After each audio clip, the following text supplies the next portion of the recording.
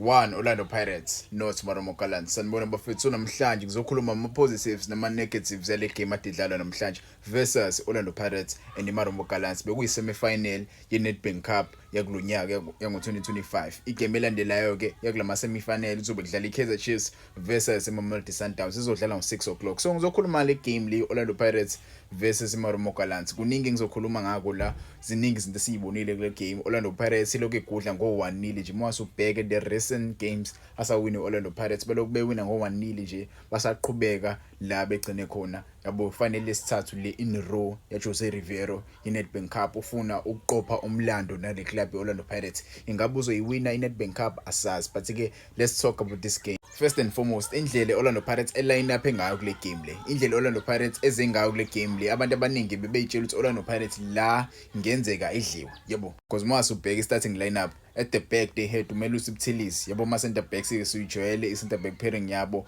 uMbokazi benosibisi Van Rooyen as a right wing back. Mase kuba uPaseka Marco evalele lapha isikhala sa Dion Hotto because uDion Hotto beyiphushe up front ka left wing. Mase kuthi lapha ka right wing kube khona uNkota esiswini, kube khona uMaswanganyi uMakhehleni Makhawula benodlamini. You see many players laba restiwe ahead of le game esoyidlala ne Pyramids FC. Abadlali abanjengo Mfukeng berestiwe, abadlali abanjengo Mbatha bengekho kule game le. Yabo Tsaphelo Xoku bengekho kule game le. So ngempela bengasiyona igame abantu abaningi bebeyitshela Orlando Pirates izoyiwina. Nako ke Orlando Pirates iwin le game le, iwina ko-1-0 comfortably. Yabo because sibe neqiniso iMaramo Gallants ayinikezanga iOrlando Pirates inkinga. Yabo that much.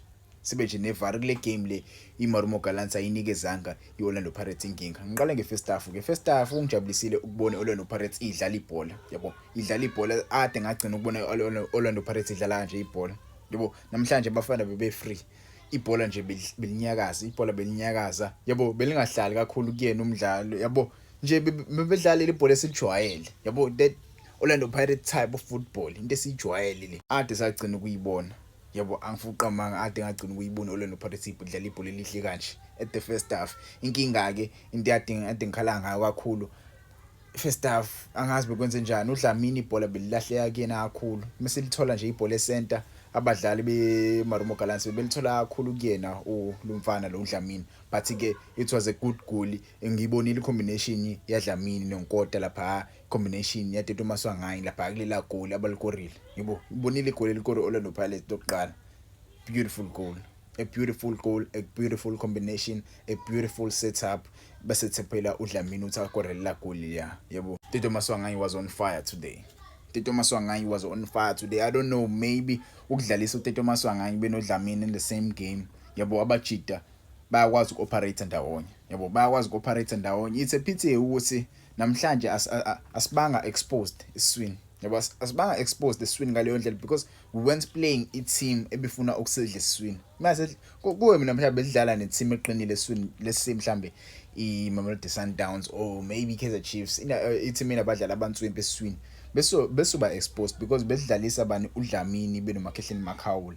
Yabo baba shake labo bantu, but ke kuyisebenzelile Orlando Pirates because befuna ukumove ibhola faster. Befuna ukumove ibhola faster ba add ama numbers lapha. So akazile kwa add ama numbers, but we didn't use those opportunities we got. Sibe nama opportunities amaningi. Sibe nama opportunities amaningi.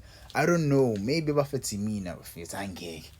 Yebo angifuna ukukhala kakhulu, hlezi ngikhala ngaye, but ngibuye ngisho sinami unendlela yokudlala. Yabona uMakgopa bafethu,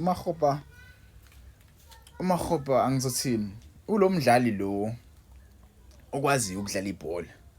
Hlezi ngisho lento msho sinyecula ulomdlali okwazi ukudlala ibhola, but his intended job, he cannot do his intended job.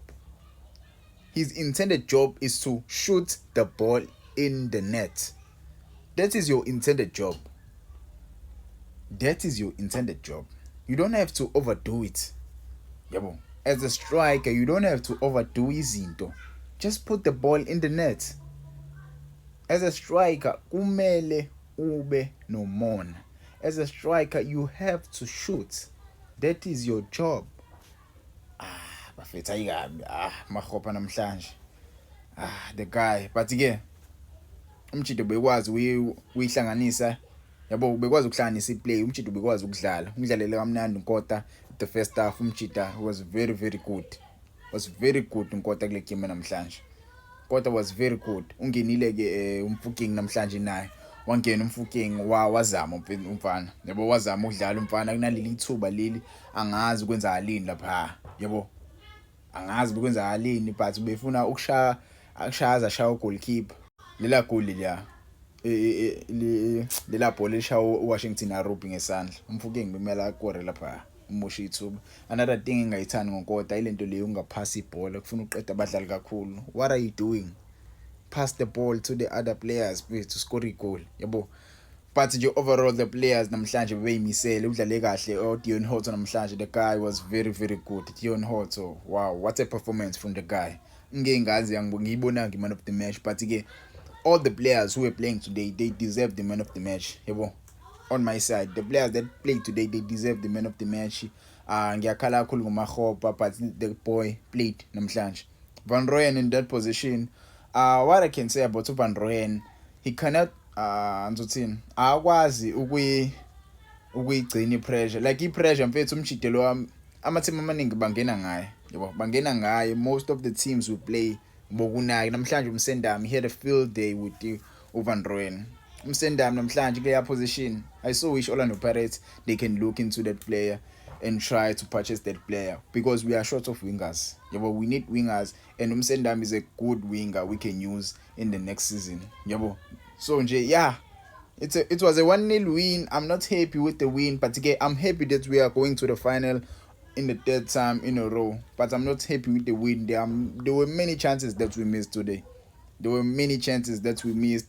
I so hope yayiwa kwi-score drawing board mfethu babheke ukuthi kahle kahle iziphi izinto kumele siyilungise because we are a CAF Champions League team.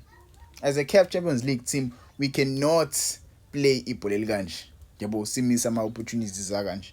Yes siwinile but come on nama opportunities lapha bengamele siwamise yabo nama opportunities nje ngempela la bengamele siwamise but ke at the overall ngilinde game Kaizer Chiefs versus Mamelodi Sundowns and see which team is going to face us in the final. Maybe we'll see another grand finale like last season la sadlala khona against Mamelodi Sundowns or we'll see the Soweto Derby final yabo but ke asazi mina bengithanda ukuyibona iSoweto Derby final but ke ingaba ngconywana ukuthi sitholane neSundowns kwifinal yabo sitholane neSundowns kwifinal siphinde futhi mhlambe kwenzeke sitholane futhi kwiCAF Champions League final njengoba futhi sigijimisana nje kwi-league yabo singesazi ke bafethu unongangitshela ukuthi ufuna ukuthola yiphi team kwifinal lapho kuma comments over nesports lo siya kwifinal third time in a row Orlando Pirates ngiyabonga bafethu ngithuba ningineyalona